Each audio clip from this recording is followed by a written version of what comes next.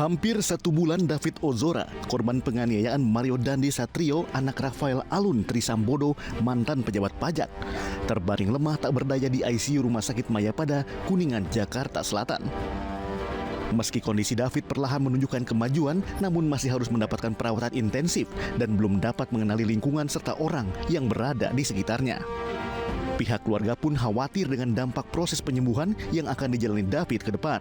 Ada gangguan otak yang cukup dalam dan cukup berat ya di David ini, begitu Mbak. Sehingga kalau dilihat kondisi fisiklinya dia sudah mulai banyak perbaikan ya secara kuantitatif, tetapi secara kualitasnya belum, sehingga mungkin akan dilakukan berbagai tindakan oleh dokter untuk merangsang kesadaran kualitatifnya David. Melalui akun media sosialnya, Jonathan Latumahina, ayah David, kerap membagikan perkembangan kondisi sang putra di rumah sakit. Pada 15 Maret, Jonathan membagikan foto David yang masih terbaring di ICU dengan perban di kepalanya. Foto tersebut pun langsung banjir ucapan doa dari para warganet yang turut mendoakan kesembuhan David. Proses gelar perkara dan rekonstruksi menggambarkan betapa sadisnya tindak kekerasan yang dilakukan Mario Dandi terhadap David. Bahkan, kekejaman yang dilakukan Mario membuat saksi N, yang merupakan saksi kunci dalam kasus ini, mengalami trauma. Saksi N kerap menangis bila teringat kejadian pada malam itu, saat dimana dirinya melihat David tak sadarkan diri dan berlumuran darah setelah dianiaya. Dia melihat dengan mata kepalanya sendiri secara langsung, ternyata benar bahwa yang bersangkutan adalah David yang menjadi korban. Nah, ketika dia kemudian melihat korban, pada saat itu ya mukanya sudah berdarah. Dia juga dalam posisi yang sempat diceritakan saya, kakinya itu masih kejang gitu, yang dalam kondisi yang begitu sangat memprihatinkan, sementara para pelaku yang dia lihat tidak berada dalam posisi yang sama sekali menolong korban. Trauma yang dialami saksi N membuat tim kuasa hukumnya mengambil langkah antisipatif dengan meminta perlindungan kepada LPSK. Kuasa hukum menilai permohonan perlindungan saksi tersebut penting untuk membantu mengatasi trauma yang dialami oleh sang klien.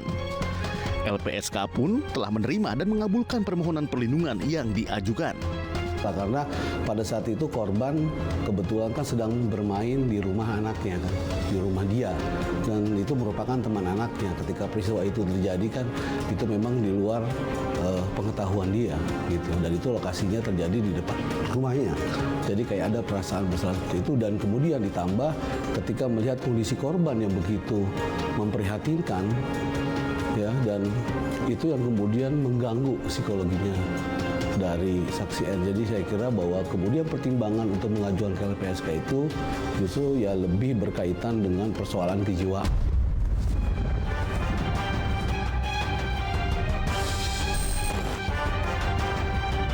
Sementara itu, keluarga AG turut memberikan keterangan terkait kronologi kejadian yang melibatkan AG di dalamnya.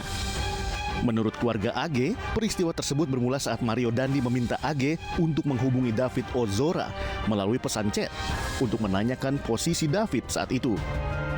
AG disebutkan sang kakak sempat berupaya mencegah Mario untuk bertemu dengan David. Sebelum menemui David, Mario menjemput temannya Shane yang kini juga menjadi tersangka. Selanjutnya Mario dan Shane berbicara soal David dan diduga terjadi provokasi untuk menganiaya David. Pada saat Mario menganiaya David, Shane bertugas merekam aksi keji Mario. Sementara AG mengaku syok ketika Shane memberikan ponselnya kepada AG untuk melanjutkan merekam penganiayaan Mario. Sang kakak menyebut AG tidak tertawa sebagaimana seperti yang disangkakan, melainkan ketakutan. Sang kakak juga menepis bahwa AG berselfie saat David terkapar tak berdaya, melainkan menopang kepala David di pangkuannya. Namun pengacara saksi N menjelaskan hal yang bertolak belakang. Menurut saksi kunci N, saat itu David tergeletak dan Mario berdiri tegap di sampingnya. Melihat kejadian penganiayaan, saksi N berteriak dari lantai 2 rumahnya. Saat itulah saksi menyadari jika korban penganiayaan yang sudah tergeletak adalah David Ozora, teman anaknya.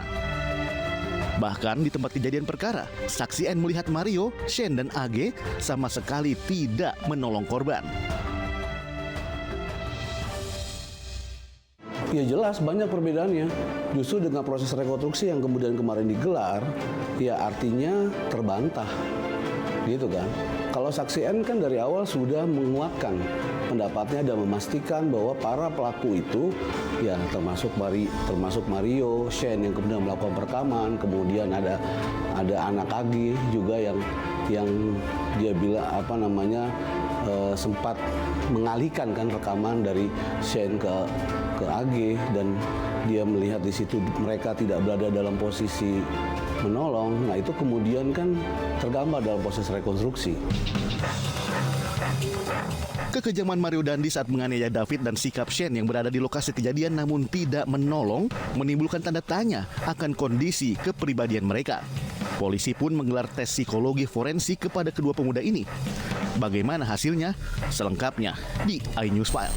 Amanda APA ini tidak pernah kenal dengan AG. Tidak pernah ada kenal sama sekali.